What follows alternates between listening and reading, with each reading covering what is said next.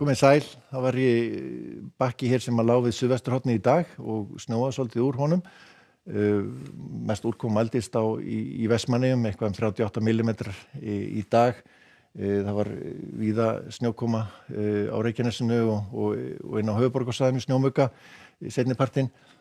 En þegar líður á kvöldið og nóttina þá eyðist þetta upp og styttir upp á landinu og meinlaust veður í fyrramálið en síðan verður vaxandi suðaustanátt svona þegar líður á daginn á morgun og með úrkomu þá fyrst suðvestan og vestanlands. En það verður víðáttu mikil hæð hér sem að beinir þessum suðlægum áttum til okkar núna næstu daga og lægðagangi, þannig að það verður mjög rysjótt veður næstu daga og vindasamt og mikil úrkoma. Við sjáum hlýja tungu sem að fylgir lægðin á morgun og miðvikudaginn og svo kemur enn hlýrri gusa hér á fimmtudaginn, þannig að þetta er mikið hlýindi og mikið hláka í þessu, þannig að má alveg reikna með að verði mikill vatnsgangur eða sem sagt vatnavextir í þessu. Meinlaust veður í fyrramálið, skýjaði yfirleitt nema þá kannski á norður- og austurlandi, skýjað með köflum og þurrt í þessu, en áfram svolítið kalt eins og búið að vera undanfarið og sérstaklega í innsveitum, búið að vera meir en 20 stiga frost til dæmis við Mývatn og gæti orðið það í nótt einnig. Hiti við frostmark hérna sunnan til á landinu, en síðan þegar líður á daginn þá verður vaxandi suðaustanátt og fyrir að rigna svona láglendi allavega og upp úr hádegi, líklega slydda eða snjókoma svona inn til landsins svona til að byrja með og má reikna með að snjói einnig á Hellisheiðinni og svona á heiðum. Strekkingur er mestu í þessu, rannsakar heimildina, hún er nú vitlaus hjá mér, en við endum hér á norðvesturlandið. Það verður svona allhvass eða strekkingur allhvass vindur á Snæfellsnesi en annars hægari og úrkoma verður komin yfir Snæfellsnesið og Breiðafjörð og sunnan til á Vestfjörðum.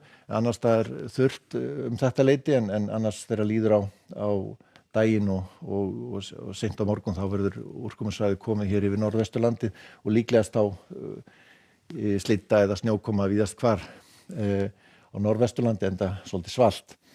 Það verður ekkit, þetta er nú vitlaus hreyfing hjá mér aftur, en á norðausturhorninu þá verður skýjað, þykknar aðeins upp í þessu en meinlaust veður svona lengst af og líklegast einhver snjókoma eða slydda annað kvöld. Og á suðausturlandi hægur vindur, hiti yfirleitt og yfir frostmarkið og farið að rigna vestast, en þetta færist svo yfir svona þegar líður á daginn, úrkomusvæði. En á miðvikudaginn þá verða skilin komin yfir, það svona fer að stytta upp svona víða á norður- og norðausturlandi, en mest úrkoma verður líklegast fyrirpartinn en fara að draga aðeins úr úrkomunni hérna sunnan og vestanlands, en samt súld eða rigning víðast hvar og við sjáum að hitatölunar eru mjög háar með ástíma og má alveg reikna með hnjúka þegar hér á norðausturlandi þar sem að þar sem að hiti geti farið yfir 10 gráður ef að hann sér á strik.